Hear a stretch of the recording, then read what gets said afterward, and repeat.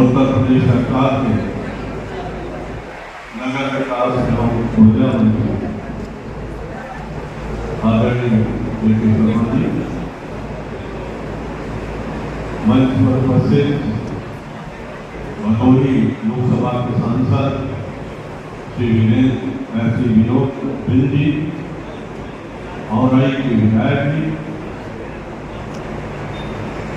पूर्व सांसद विधायक गोरखनाथ पांडे जी, पूर्व विधायक श्री रमेश त्रिपाठी जी, जिला पंचायत अध्यक्ष मनोज जी, पूर्व जिला अध्यक्ष गढ़ श्री विजय श्रीवास्तव जी, श्री कन्हैयालाल मिश्रा जी, श्री हौसला प्रसाद जी, श्री संतोष पांडे जी, क्षेत्रीय मंत्री श्री किया गया। इमरजेंसी ऐसे नहीं है कि मैं आप सबको बधाई देना चाहता हूं जिस संगठन से आप जुड़े हैं उसकी नींव इतनी मजबूत थी कि इमरजेंसी जैसे अलोकतांत्रिक काम को भी जड़ से उखाड़ने का यह आरएसएस के कार्यकर्ताओं और 2.5 साल के अंदर इंदिरा जी को मजबूर कर दिया। यह बहुत दिन नहीं चलेगा आपकी इमरजेंसी। अगर आपने लोकतंत्र को बहाल नहीं किया तो भारत वर्ष विद्रोह करने जा रहा है। गांव-गांव से आवाज आने लगी। जो अन्याय होते थे 18 साल 15 साल के बच्चों को जबरदस्ती नसबंदी कर दी जाती थी, कर्मचारियों को वेतन नहीं दिया जाता था जब तक वो नसबंदी नहीं करा लेते थे, अनेकों कहर ढाए जा रहे थे और उसे आग लगाने का काम इमरजेंसी के अंदर संघ का स्वयंसेवक करता था। उनको जागरूक करता था कि आपके अधिकारों का हनन कर रही है सरकार। लोग खड़े हो रहे थे। इंदिरा जी मजबूर होकर के 1977 में चुनाव की घोषणा कर दी। सारे दल के लोगों ने इस लोकतंत्र को मजबूत करने के लिए हमारे नेता माननीय अटल बिहारी वाजपेयी अडवाणी जी ने जनसंघ का भी विलय कर दिया। जनता पार्टी सरकार चल रही थी, लेकिन जो कांग्रेस के लोग टूट करके आए थे दूसरे दल से जनता पार्टी में, उनको जनसंघ की संगठन और उसकी ताकत आंखों को नहीं गई, स्वाद नहीं गई। उन्होंने दोहरी सदस्यता की बात उठाई कि अगर दोहरी सदस्यता रहेगी तो हम आपको सरकार में नहीं ले चल सकते। अटल बिहारी वाजपेयी ने कहा कि हम दोहरी सदस्यता को छोड़ नहीं सकते, सरकार में रहे या न रहे हम त्याग पत्र देते हैं, हम आपके साथ काम नहीं करेंगे। लेकिन आरएसएस हमारी महत्वपूर्ण संस्था है, नहीं छोड़ेंगे।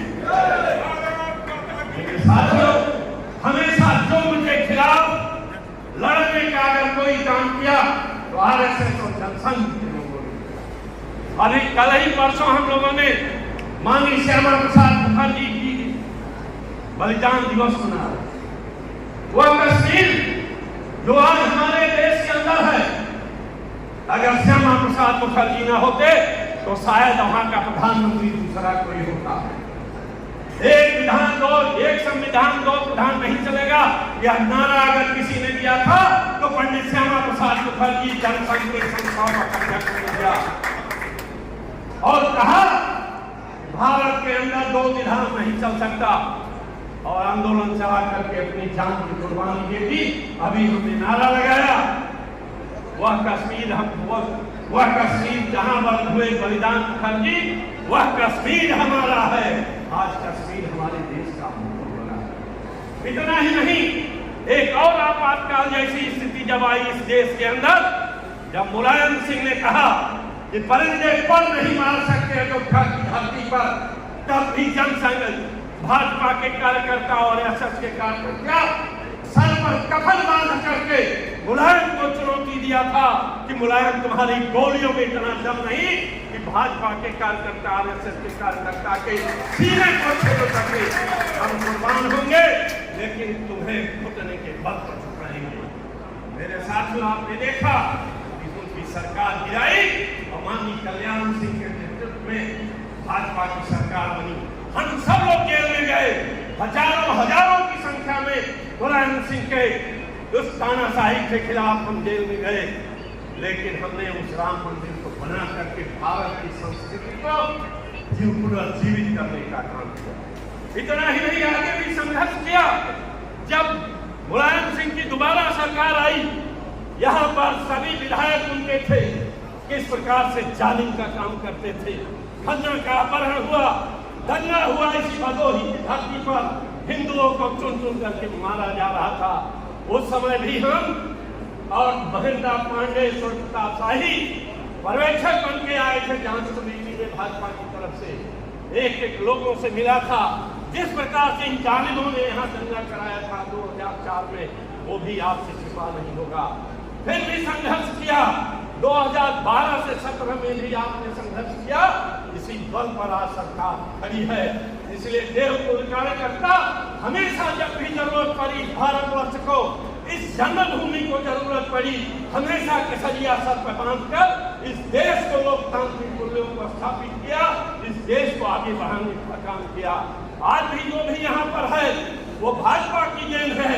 जिला बना तो भाजपा के कार्यकर्ताओं ने पसीना बहाया, खून बहाया, मुलायम को घुटने टिका दिया। विधानसभा से लेकर सड़क तक मेरे नेतृत्व में जिला अध्यक्ष ने का लड़ाई लड़ी, तब जाकर के जिला बना। इतना ही नहीं, जो भी काम आप देख रहे हैं, जिला मुख्यालय से लेकर सारे काम भाजपा के लोगों ने किया। जो लोग थे सपा के गुंडे, आज दिल में चले गए। आज वो स्थिति है कि भाजपा के लोग वही लेकर के जो हमारे मुखर्जी जी ने दिया था, वो काम लेकर, नेतृत्व का काम लेकर आज भी घर घर बूथ बूथ तक जाकर पसीना बहाता है कार्यकर्ता, तब हमारी सरकार बनती है। इसलिए मंत्री जी, इन कार्यकर्ताओं का सम्मान होना चाहिए, इन लोकतंत्र सेनानियों का सम्मान होना चाहिए। विधायक, सांसद, मंत्री आते और जाते रहेंगे, लेकिन कार्यकर्ता तो बूथ पर घटा ही जाता है। इसलिए इनका सम्मान होना चाहिए। इन्हीं शब्दों के साथ जय हिंद, जय भारत।